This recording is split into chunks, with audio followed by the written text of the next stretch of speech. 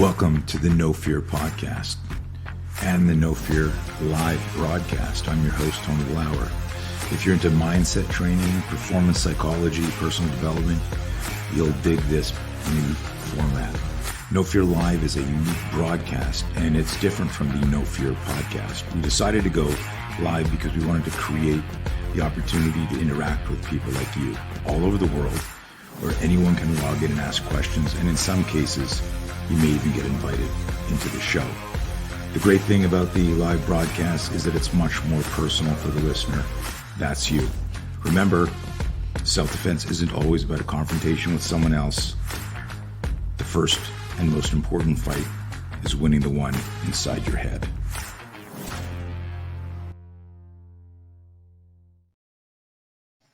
Ta-da! Mr. Lovell. How you doing, buddy? I'm well. Thanks for having me on, man. Dude, I've said this to you personally and behind the scenes, but I'm like so blown away and impressed with what you've done with your whole organization, your company, your internet presence. And if I haven't made that clear, it's inspiring. Like guys like you are mentors in a spiritual sense for all of us. So thank you for all the stuff that you do, dude. Thanks for that, and I appreciate you beating everybody up on the internet for my entertainment, because that's been immensely fun to watch. Way to go! People live vicariously through me sometimes. I got a bunch of questions for you, but most of my audience, of course, and I want my audience, as you log in, guys, let us know where you're from, where you're listening from. We got people all over the world. Most of them will know who you are, because we share some of the same community, right? Law enforcement, right, military, and so on and so forth. But just real quick, who's John? What's your background? I know it, but just share for people. We're stuck in an elevator, and I go, "What do you do, dude?" Sure. I lead a movement called the Warrior Poet Society. The idea is to be fully lion and fully lamb. That means you're a good protector and fighter and warrior, but you're also pretty good at marriage and raising kids and being a decent human being to serve your country and God. And so the idea is to be a well-rounded person, so that we wouldn't just be good at war and violence, but we'd actually be good at life. There is freedom, and you want to win freedom and fight for freedom, but then you also want to enjoy freedom and use your freedom for something worthwhile, so that you can both live free and one day die well. And so that's Warrior Poet Society. I recently wrote a book that's the Warrior Poet Way, and so that's done well, national bestseller. So thrilled about that. That's something I've done, and I talk about former stuff that we've done before. We were missionaries for years. I went to school and got a degree that isn't worth anything. I spent time in the military, 2nd Range Battalion, 75th Ranger Regiment, and stacked up some combat tours there. I've been in the professional training world for quite a while, whereas Tony will focus, I guess you really hit law enforcement, military, and civilians. I focus more on the civilian world. That's where I'll major, whereas I don't know whether you're minoring there or majoring there, Tony. I don't know. I don't know either. Anyway, you should figure out. I'm a Gatling gun, dude. You've become quite an adept businessman and entrepreneur in your old age. But I'm more like a Gatling gun. I'm making every mistake in marketing you can. I'm like, let's try this. Da, da, da, da, da, da, da. And like rounds are firing all over the place. So that's fun. I should come out there and you teach me how to zero in a rifle and explain to me what sniper sharp avatars are all about. But I kind of like the whole idea of accuracy by fire, volume, accuracy by volume. You're not going to hit it right away. It's going to, it's like I'm thinking of Jesse Ventura in Predator, where he doesn't know where the alien is, and so he just mows down the entire jungle. And there's a piece of that really resonates with my soul, and so I like that. I love how I met you many, many years ago. And then, we linked up. Was the first time we met at SHOT Show when Yes. we did that? Did I buy lunch or did you buy lunch? I can't remember. I think you bought me lunch. I don't remember. I think I owe you lunch then. But you had a camera with you back then. Were you when you knew? So my buddy Jack Carr. I don't know if you know Jack personally. But he knew he wanted to be a writer, like when he was, in the military. He loved writing and stuff like that. Did you know that you were going to be this art? Did you have this vision for Warrior Poet and the kind of the empire that you've created? Was that always percolating in the back of the head? Because you were one of the first guys like walking around doing the interviews and doing the social media stuff. So empire is way overly gracious, and Nah, it, nah, nah, it, nah. it suggests something that's just not true. I wouldn't think of myself as some amazing businessman or something as you would put me forth. I think I'm just a guy with a message.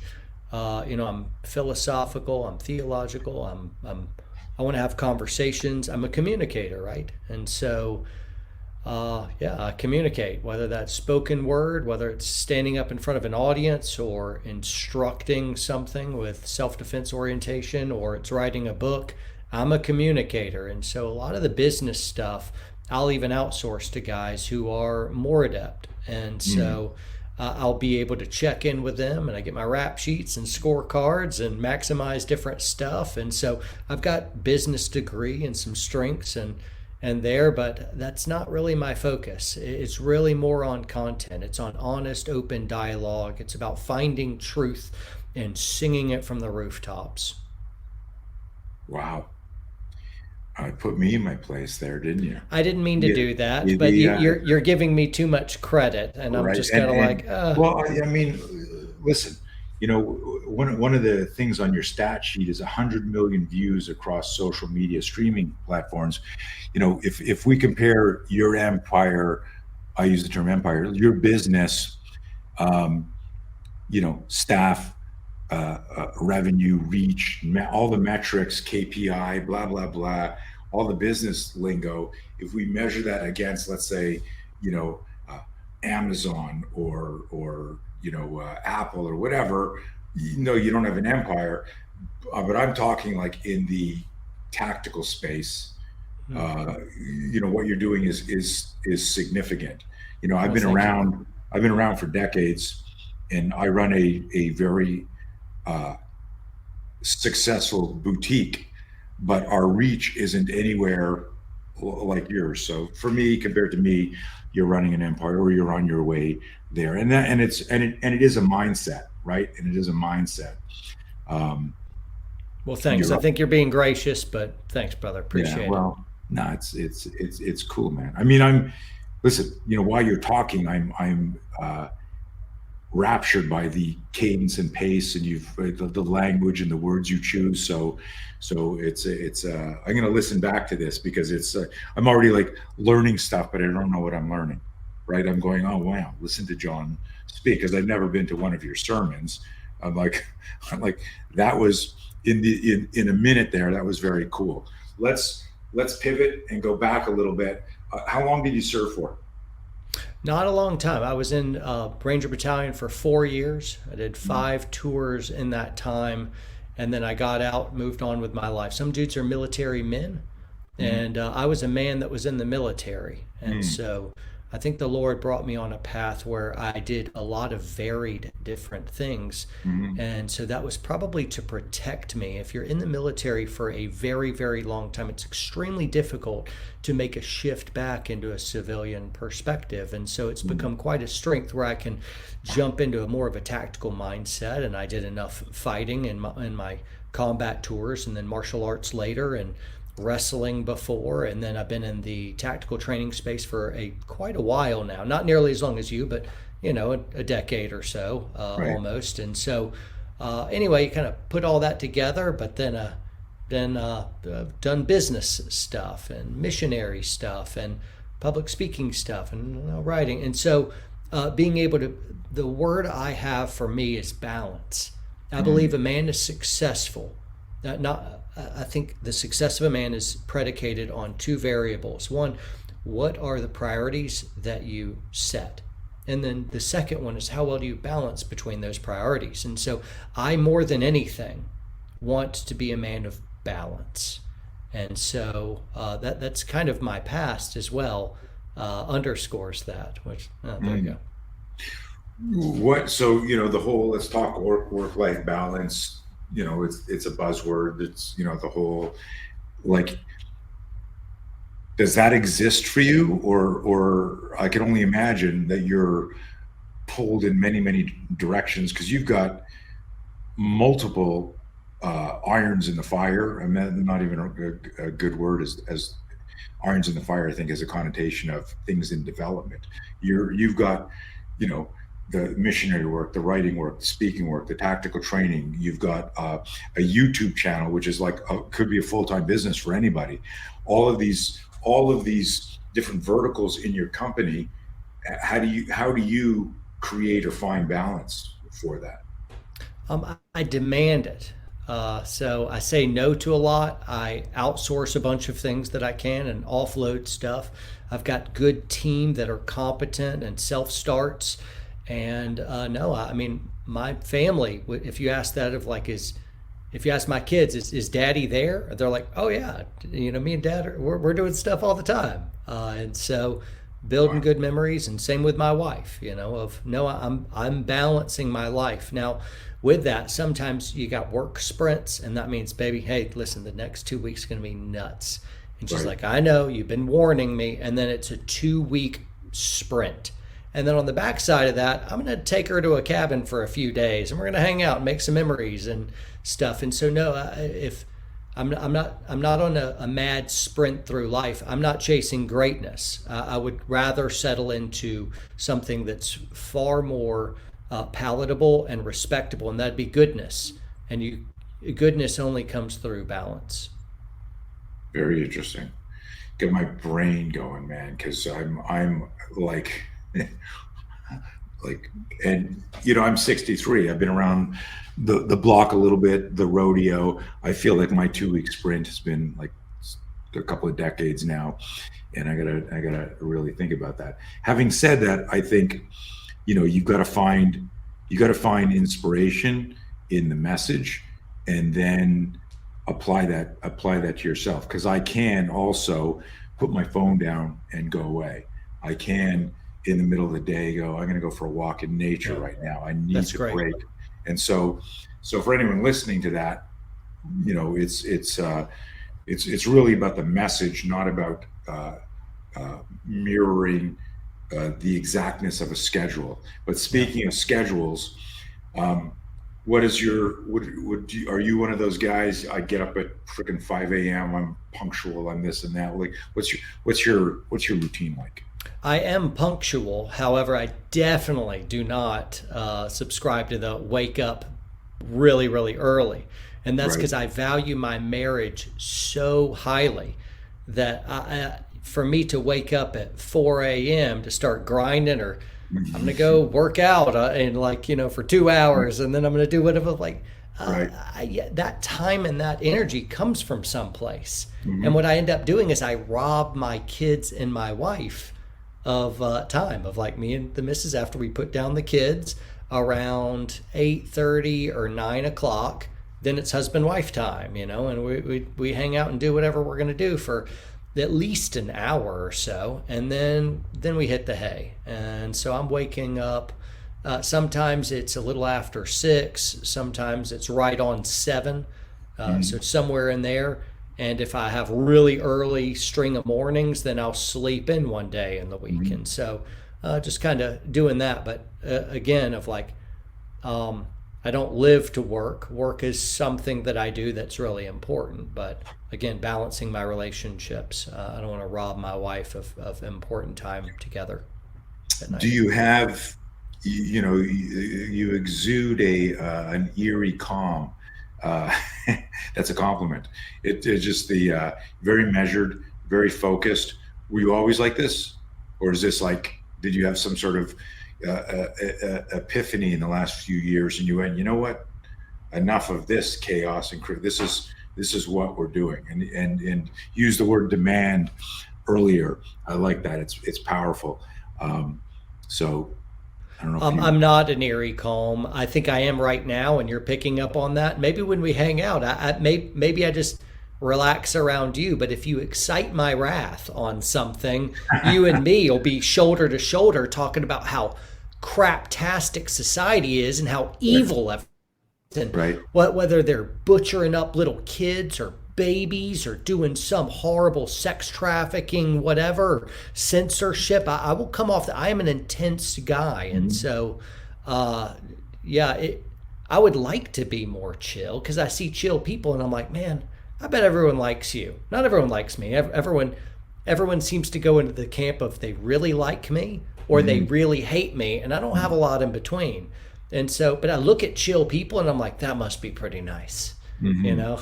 Interesting. But Interesting. I think I'm chill and in my element here because, you know, we got trust, we're friends, and we're talking about stuff. And I think we'll probably agree on everything. Right. And you'll be talking about your craft and I'll be over here taking little notes and stuff. And Yeah.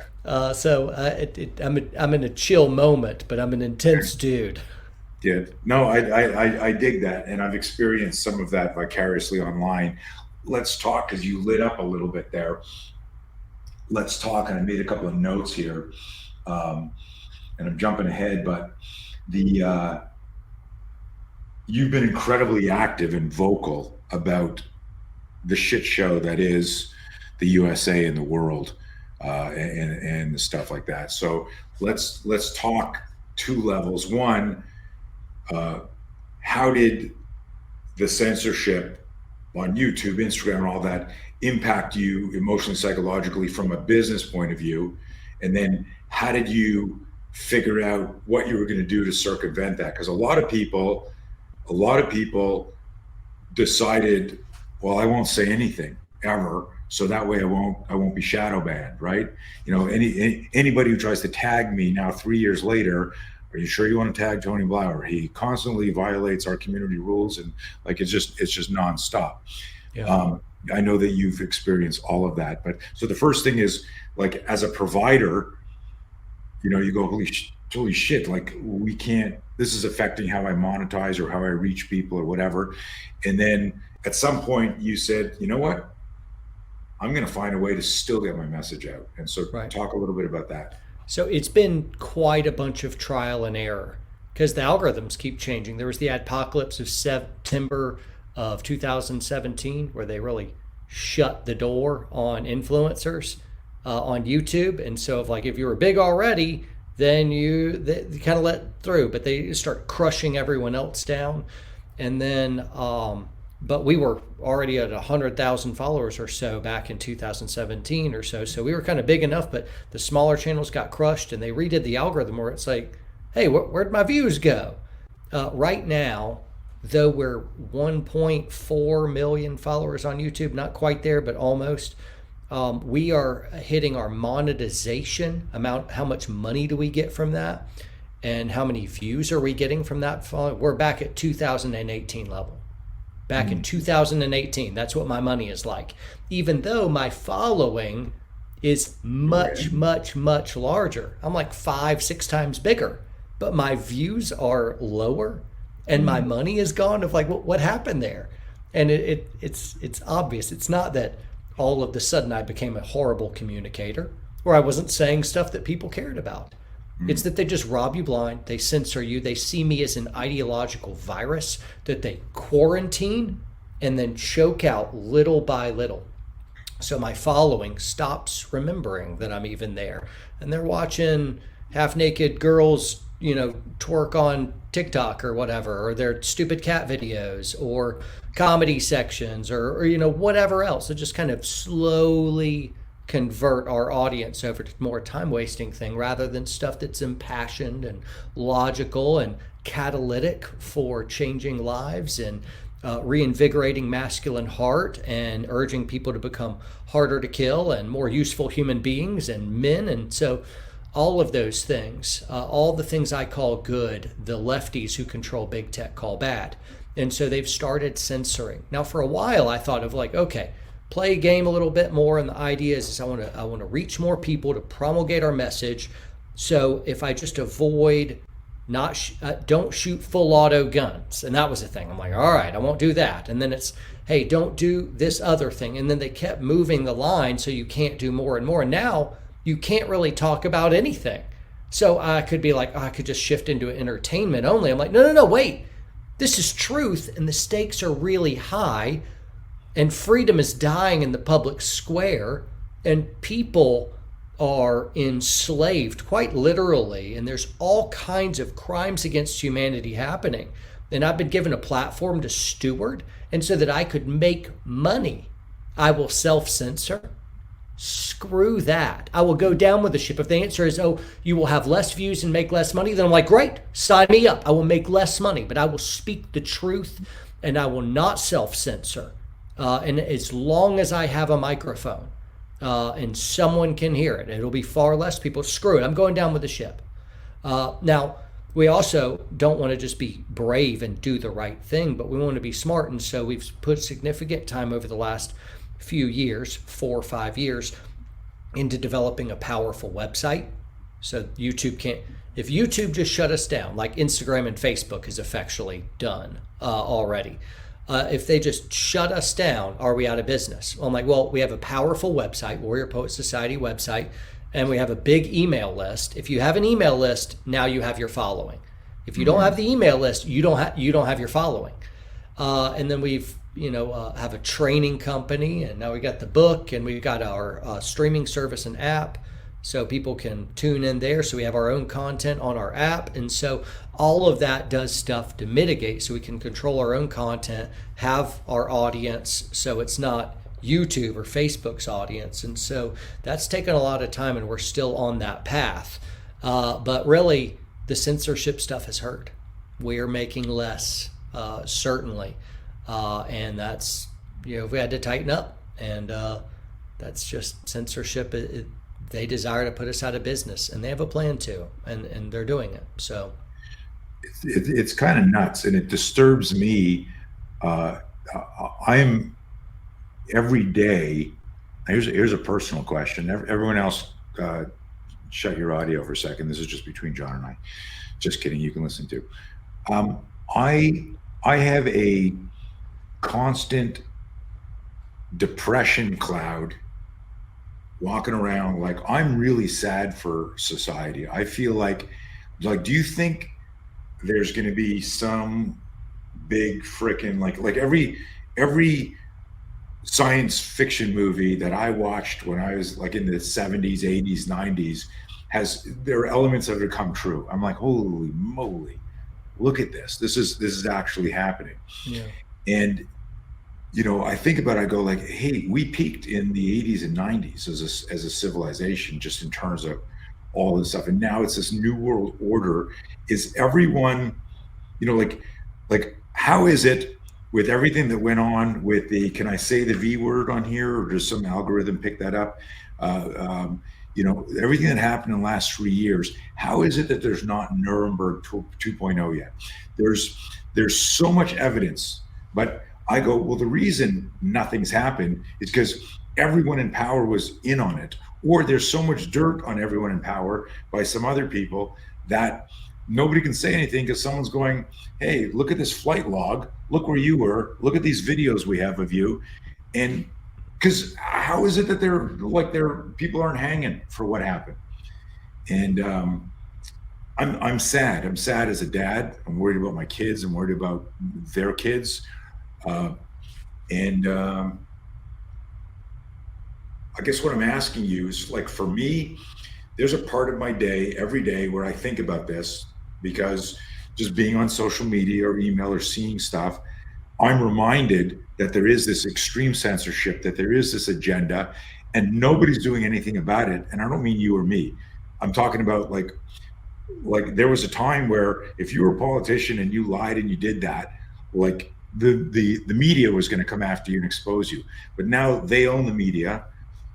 Big Pharma owns the media and the government. Everyone, what's happening and where do we go? Or is this done? And it's really just do the best you can till the end of your time.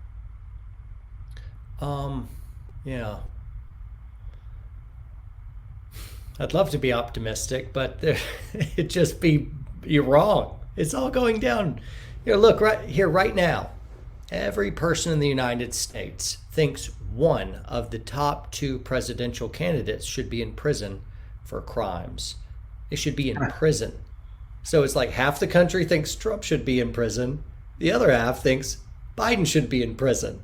Biden, who owns the government now, and his Justice Department is literally prosecuting his front-running competitor for a presidential race. That's banana republic stuff. That is the end of the free society we know it. It's just right there. It's plastered up. And how anyone could look at that and not come to the obvious conclusion that we are sitting on a powder keg and things are going to get worse.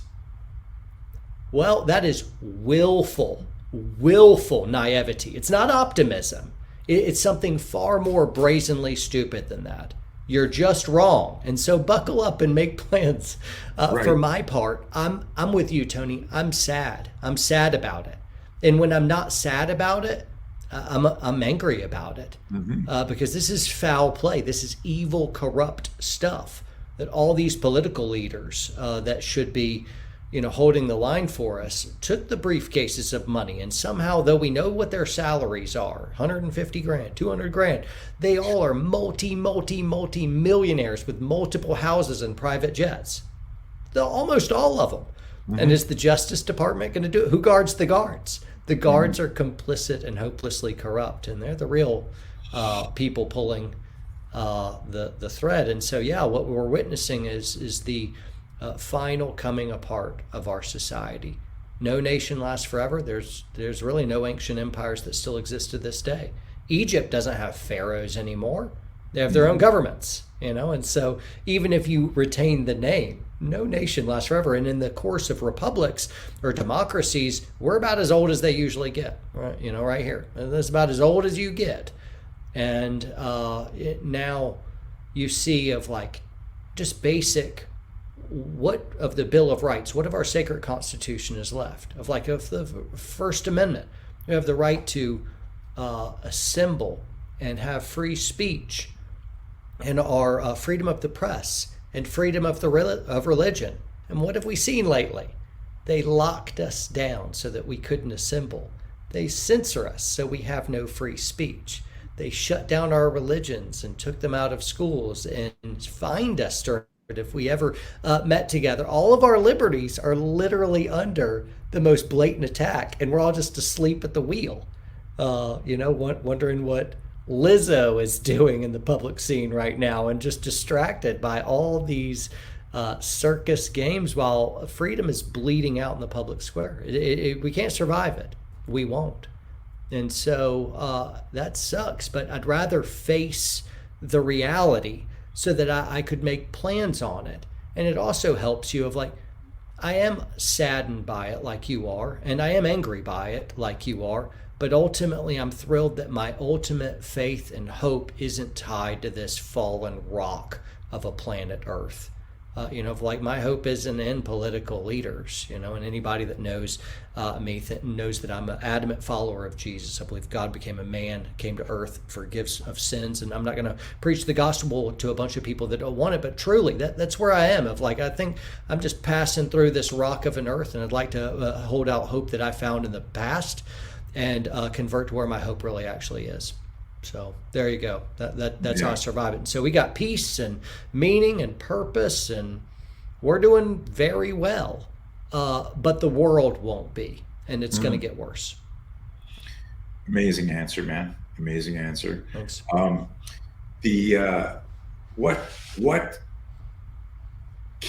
people listening to this, I know anyone listening to my show resonates with all of that. They're in alignment.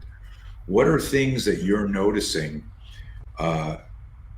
when people are reacting to your book through emailing and messaging you, or comments on I know the rule, never read the comments on YouTube, but the positive ones, if they get through to you, what are you seeing from the perspective of fear? And that's a big thing. It's the name of this podcast, No Fear Live.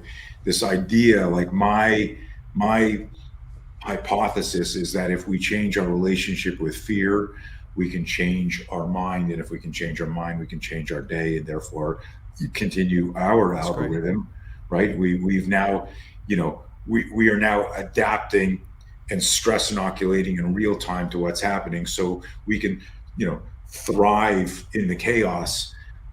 What are you seeing from your audience, and what are the questions they're asking you? And I know you're you're very, very uh, humble, and it's legit. But you're a leader, right? You're a leader of families. You're a leader of men. What are the fears that people are bringing to you, and how are you guiding them with that stuff? Sure. Yeah. Fear is in my book. I devote a full chapter to it right off the bat of it's battling the inner coward.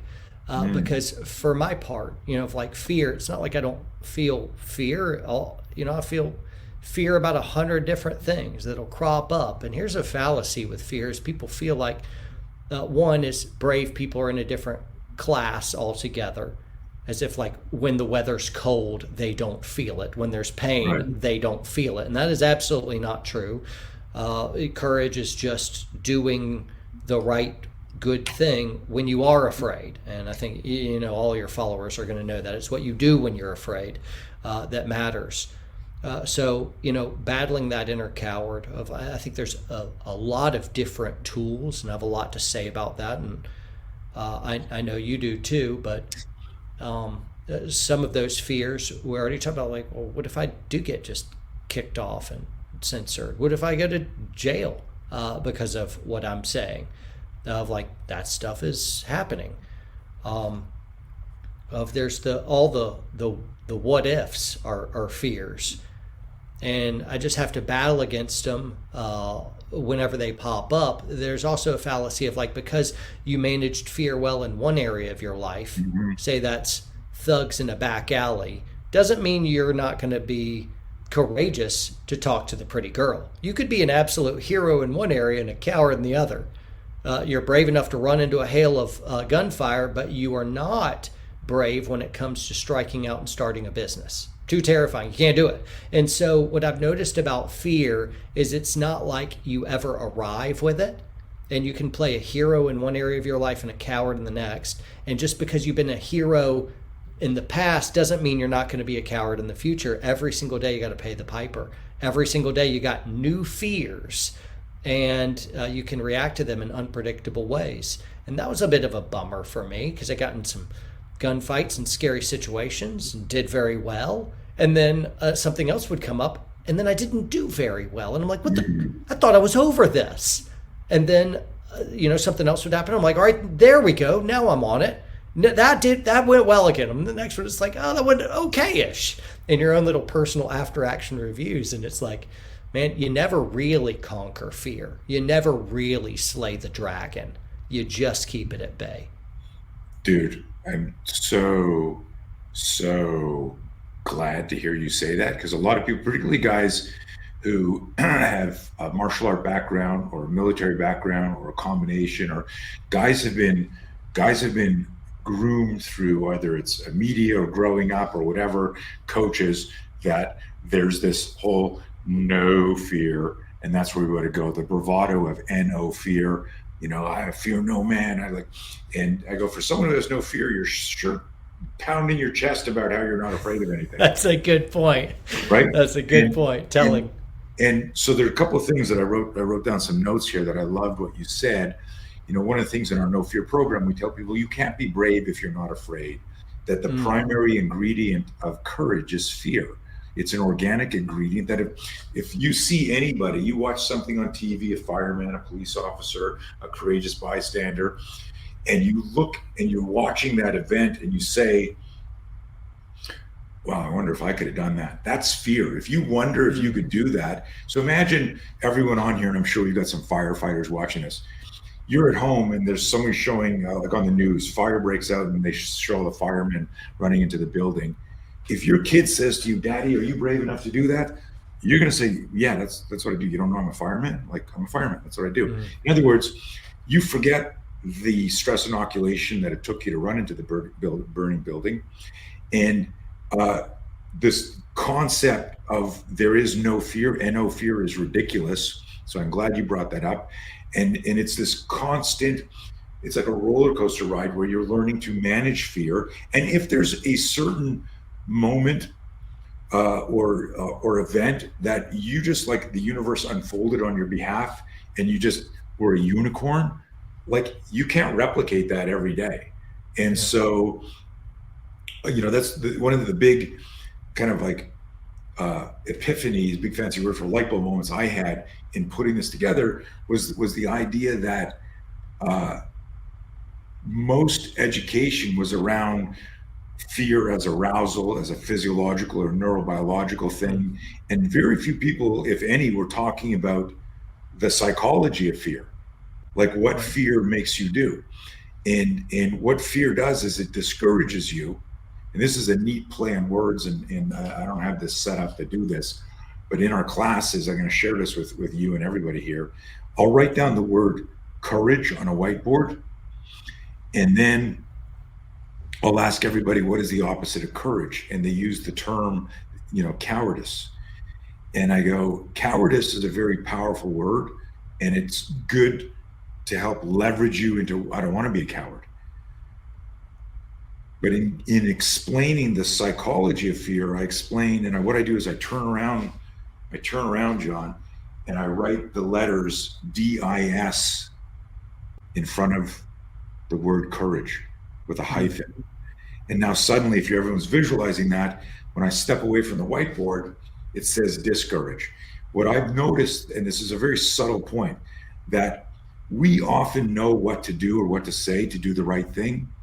And then our fear discourages us from doing the right thing. We start to manifest this movie in our mind that, well, if I don't put up a black square on Instagram, people are going to think I'm this, right? If I don't toe the line, if I don't give in, if I don't work, and it's, so anyways, little rant there, but I'm so glad that you said that, because that's the message people need to hear. And I use the same example too, where I know guys that have been in gunfights, but they can't have a normal conversation with their son or their wife. Right.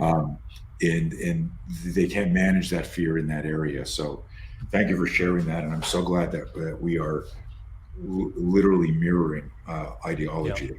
That's great.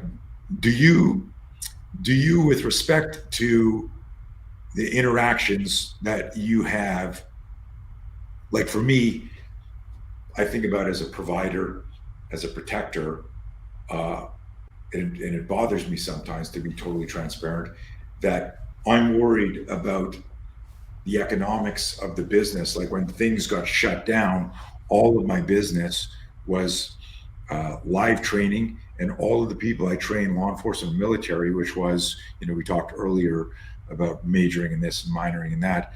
I major in training law enforcement, military. Well, in the beginning of the summer of love and the peaceful protest season, everyone stopped training, and I almost lost everything I'd worked for. Here I am, 60 years old, going like zero money coming in. Well, wait a minute. We had two main verticals: our training division, and then our high gear division. Well, we still have high gear, except that all of the people that did the training were the ones that bought the gear.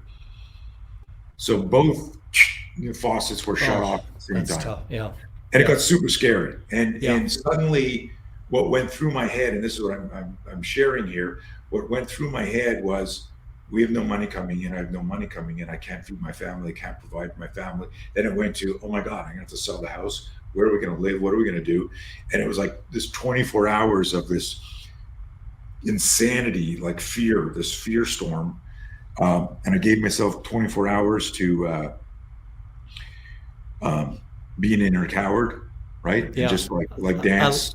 I like that. Right? I totally respect that. Yeah. And bro, the next day I called up my team and I said to them, you can't solve a problem if you are the problem. You need self-awareness to get out of your way. I called my team up. I said, look, I'm going to be really blunt for you. I'm going to say this with let's go. But inside I'm scared to death. If we don't figure out how to pivot, we're going to lose everything. Yeah. So guys, in a couple of days, we're going to have another meeting. Any idea? Everything's good. Don't go, oh, Tony won't like this. What would you do? And we ended up like rebuilding the company and making it through stuff with several programs, online, digital, live through Zoom and all that. What was interesting is many of the things that we built should have been built before, right? Yeah. We're like, why didn't we have this before? What was your experience at that moment there? And also, two-part question: when people are asking you for guidance through, like, responding, because your message, there's nothing like that opening introduction was classic. I mean, it was just beautiful, and everyone should listen to it again, because it's just a checklist for excellence. Mm-hmm. And so the two things: what was happening with you when it looked like the end of the world, with your business and how you handled all of that, and now moving forward, what are people asking you? Like, John, I'm super scared about this, and you're going, it's the same message in the book. It's the same thing in the first 6 chapters. Like, get your house in order. Get your mind in order, get your body in order, be a human weapon, be ready to go. So, when thinking about how to counsel someone, because your question was two-part. Yes. Your question was two-part of like, all right, how did I weather the storm of COVID insanity? And then what advice do you give to people? With advice to people, it's I would like to get a handle on what's causing you to have that pain point. What are you fearful of? And then why are you fearful? And so once you have that, so for instance, you cited somebody running into a burning building of like, I don't know if I could do that. And then I could say, well, what if your little baby girl was in there? Of like, oh, hell yeah, I'm going in right now. Of like, they're ready to charge the building. And you're like, well, see, perfect love casts out all fear. So the idea is you're fearful in this other areas because, we don't really actually have enough love. Love casts out all fear. And so like, oh, well, there's a great antidote for fear.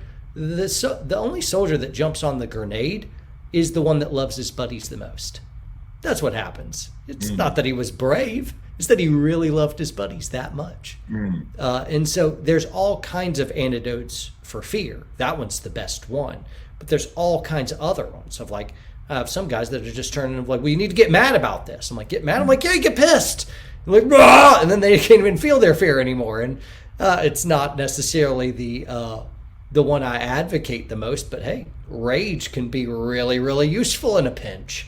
You just Hulk smash, and that can go pretty darn good. And I like to install fury buttons in dudes in self-defense kind of areas. I'd like you to be able to flip a switch and go and just see red and then calm down the moment you want. So you're not the Hulk a minute longer than you want to be. Bruce Banner in perfect control over the monster. And I'm like, that's what I like.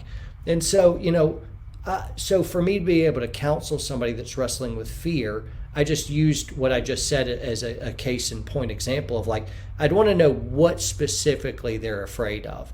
A lot of times it's just running at what you're afraid of like, oh, you're afraid of heights? Well, you're going skydiving. Oh, you're cramped spaces? Splunking it in. Just don't give it a foothold. How dare you make me afraid? Run at what scares you. The only way you'll possibly grow is by running at the thing that you're afraid of. That's it. And I know that's something that you teach often and better than I am, but I'm just giving a nod of the cap to what do you tell other people? Now with COVID, the very first month, I was scared. I was scared for me, my fellow man, and my family, and I'm the guy who's pretty prepared, and so I already had hazmat suits and NPA 95 masks. I stocked them. So I have food. I'm ready. I can just completely pull out, but I'm scared for everybody else. And I'm like, what is this thing? And so the very first month I was scared, and it's just the uncertainty. I didn't know what this was. And I heard about huge body counts of, folks kicking off, and it's everywhere. In month 2 though, a lot of fear dissipated in that I'm being told that this is killing everyone, but I've never met anyone that's died. I haven't even heard of anyone I knew. And then that stayed true for almost a year. After a full year, I only knew one person that had died with COVID. And I'm like, the big problem with COVID wasn't COVID, it was the fear of COVID. We were trying to adopt, this hurt real bad because we were trying to adopt a little baby girl. And so we had paid all this huge amounts of ransom fees. That's what I call them now, tens of thousands of dollars. And we got our home studies complete, a arduous process that's probably equivalent in paperwork to getting a PhD. It's so ridiculous. And we had a crib ready and an upstairs room, and we were ready to adopt. And we had cases coming through that were saying, yeah, that, and writing our letters, and we're ready to adopt a baby girl. But when COVID broke out, all the would-be mothers became afraid. And because they were afraid, they murdered their own children instead of putting them up for adoption. So what we saw was lots of cases, the fear of COVID broke out, and then all the cases disappeared. And we spent 2 years in the lurch, just pining for little cases as they would come out. But we knew what had happened. All the fearful mothers murdered their children. And so we eventually... that season ended and that door closed, and we didn't ever adopt. Still love to, but that's an open wound. That still hurts. That Wow. bleeds.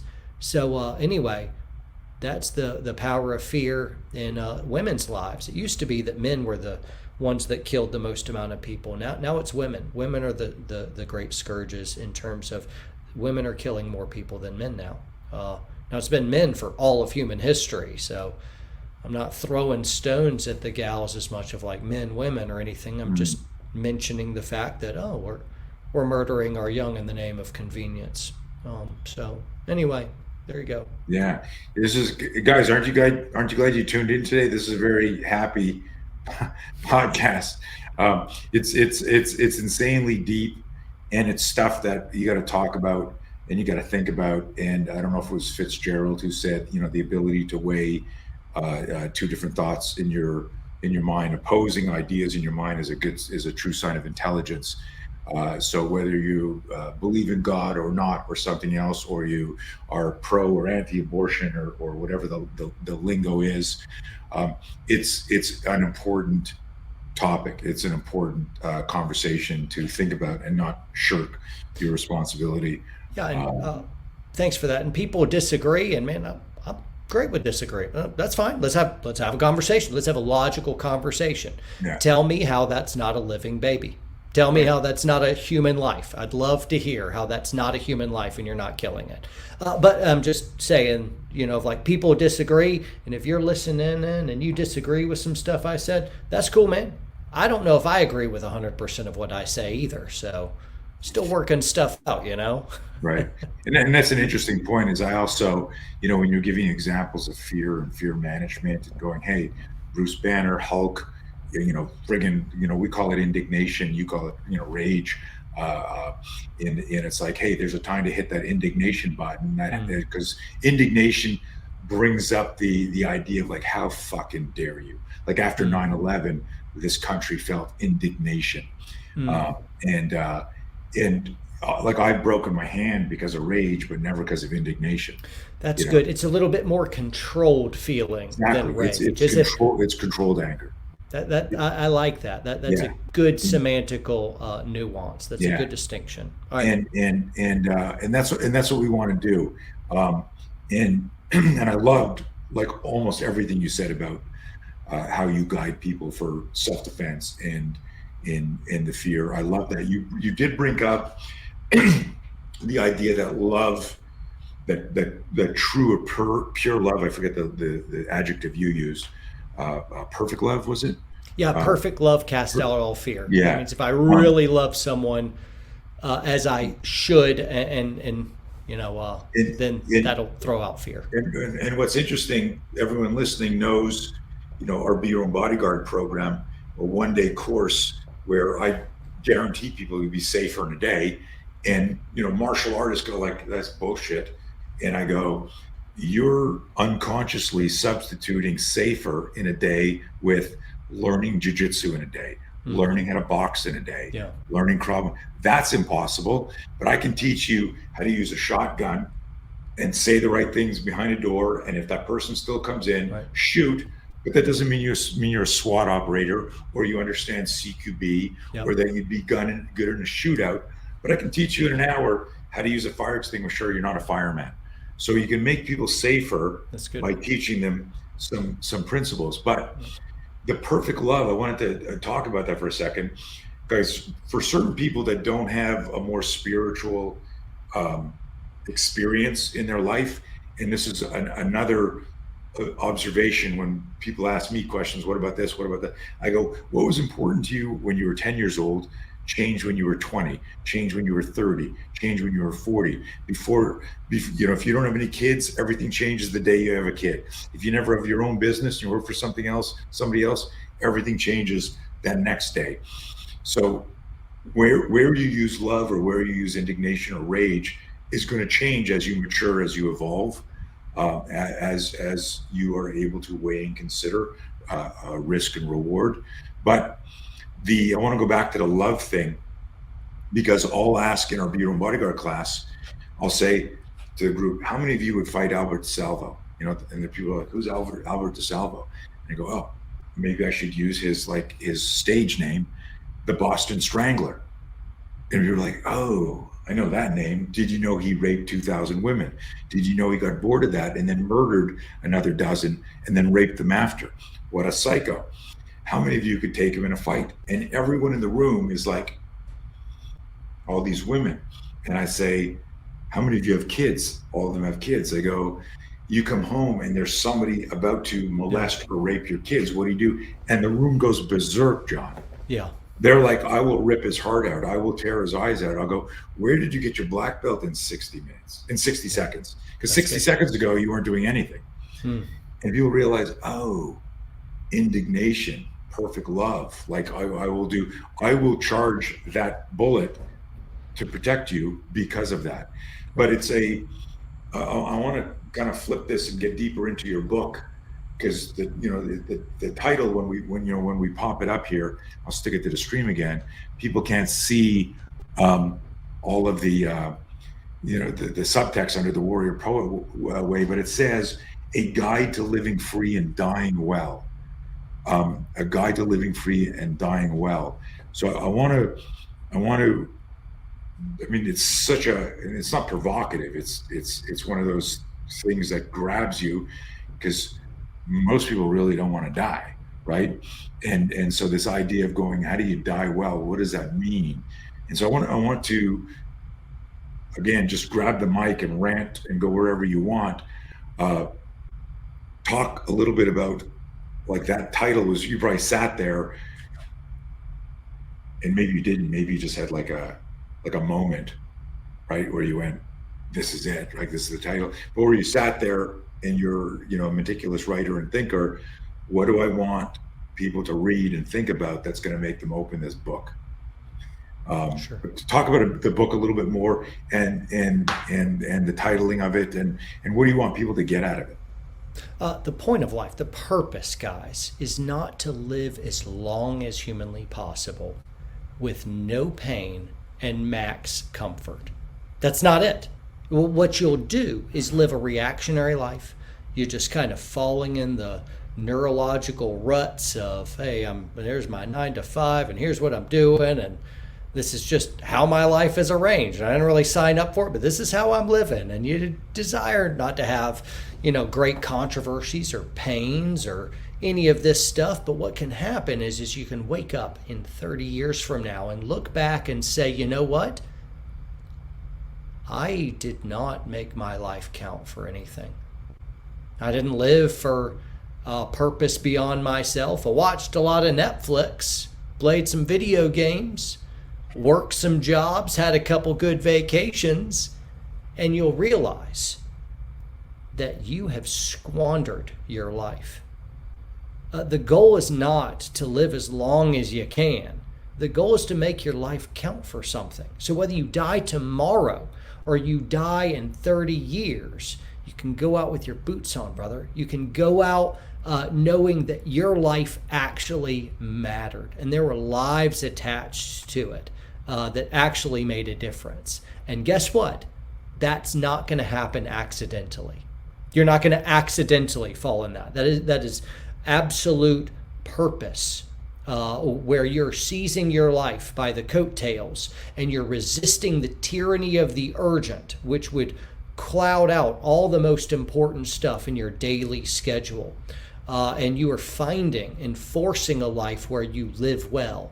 And if you live well, the crown is you get to die well. A lot of people can't die well. They fear death, and it's because they have unfinished life. I want to be able to be ready to die at any moment. And this is where it gets real spiritual as well. And you've heard the expression, there's no atheists in foxholes. And that's because what I've found in my combat tours and in close fights is as soon as people fear for their life, everyone gets real spiritual. They start questioning. And those questions unanswered, when you haven't answered the hardest questions of life, of like, where in the world did all this stuff come from? What's the point of all this stuff? What am I here for? What is right and wrong? And does that really matter? In 1,000,000 years from now, will our paltry works here on earth matter at all? Will there be any remembrance? Is there a God that will even arbitrate? These are the questions of like, did I make up with this relationship that's did I tell my wife that I love her? Did I take care of her? Those are the questions that when you fear for your life, those are the things that can creep up the back of your spine, grab your brain and cause you to freak out because you're not ready to die. You're not ready to fight for your life.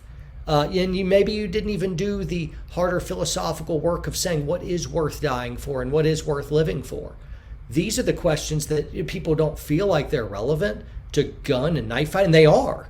This is the stuff that will steal your heart in the moment when you should be acting courageous, but instead you're wrestling with questions that you should have been answered when you were doing Netflix stuff or video game, whatever. You're just wasting your life away. I don't want that to happen. And so there's a better way. There's a warrior poet way. And that's the journey I'm on. And I've found that if you face your own death long enough, you learn something looking into the abyss. You learn something about that. And so I invite guys to go on that journey with me. That was wild. Well, Todd Peters is going on that. Check this out. Thanks, Todd. Appreciate it. Right? And everyone else go do that. Your website, what's the best place to get the book? You can go to thewarriorpoetway.com. It's a redirect, so you end up going to the Warrior Poet Society web. It all goes to the same place. So warriorpoetsociety.com, thewarriorpoetway.com. Any of that stuff's great. Nice.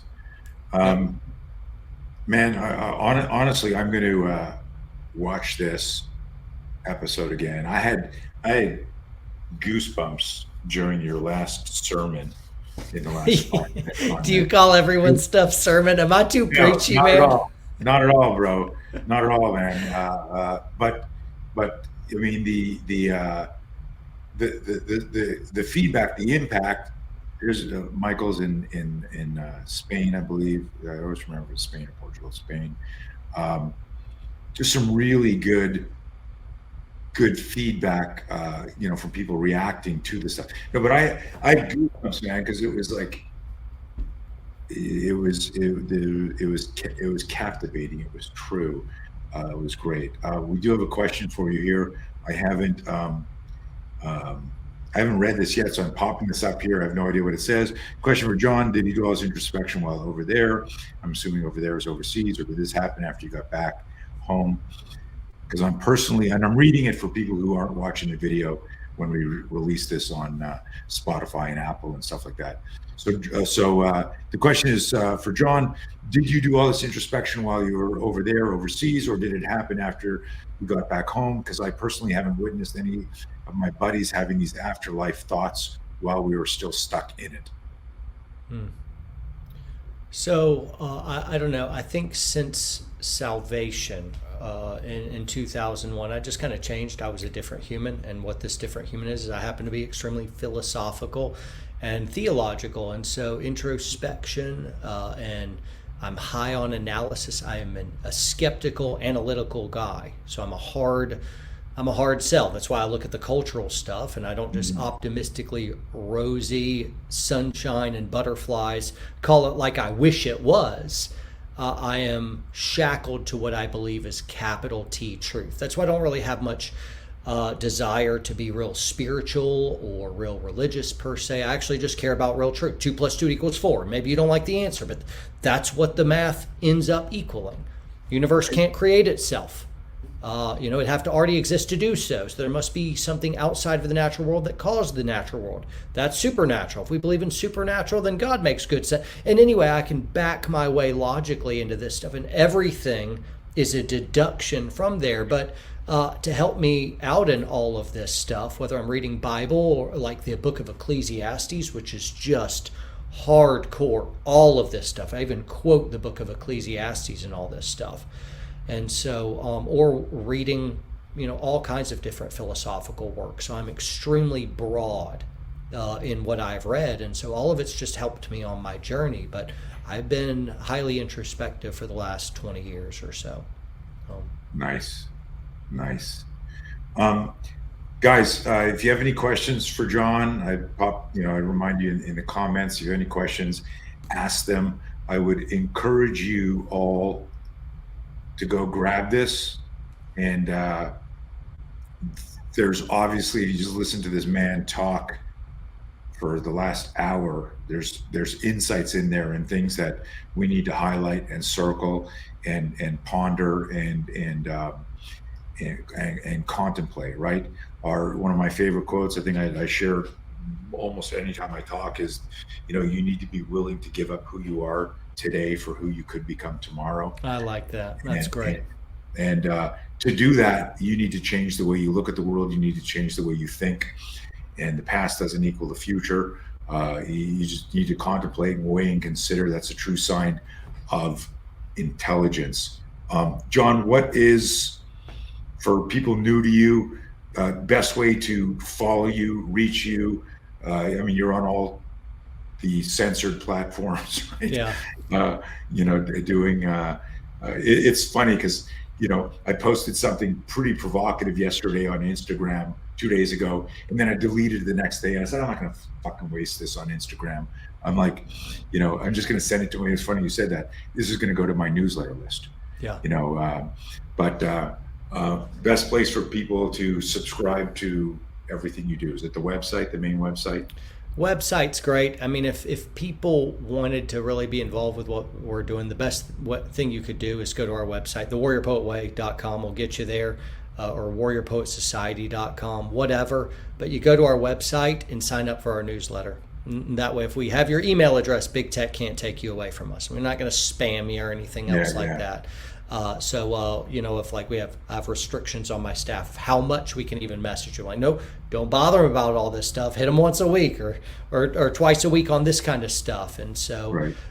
That's the best thing, because I'd rather not big tech shadow banning. So you're gonna be like, oh yeah, I'll hear more of John, and then you follow me, and then you never get a notification again. The best place though on social is probably Twitter. It is the freest place currently. That has a huge market share. So somebody else could say, hey, we got this other thing, promote blah, blah, blah. I'm like, yeah, it's not public square. It's too small. And so out of all the big tech stuff, Twitter is probably the best place. I'm John Lovell 275. Put that back up, Lisa. There you go. Yep, that's it. There you go. So guys, write that down. I'm trying to grow my Twitter account too, only because of with Elon buying it and some of the stuff. And, even though there's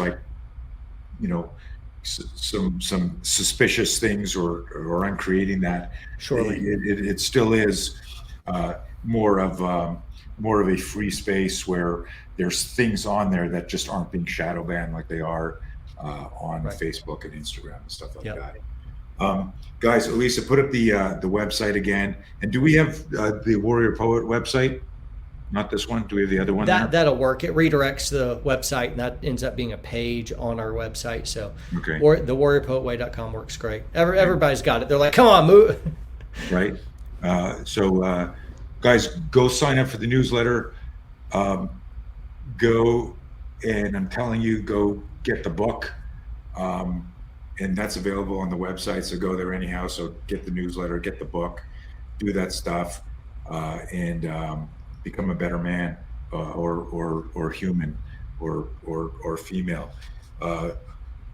There's only two genders, by the way. So, correct. Yes. So just to become a better human.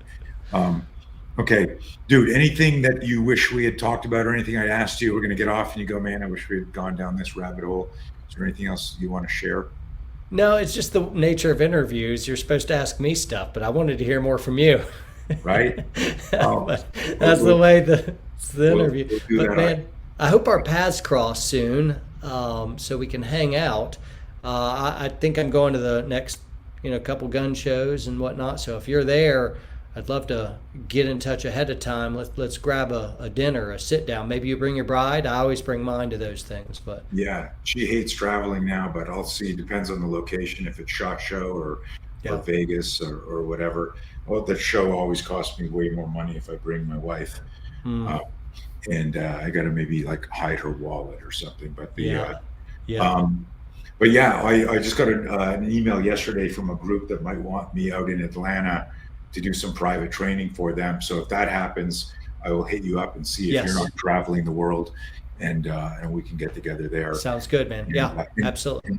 and anytime you want to hear me talk, just call me up. I love talking. Sounds Uh, good. I could do that. John, it was so good to do this. Thank you for sharing your time with my audience.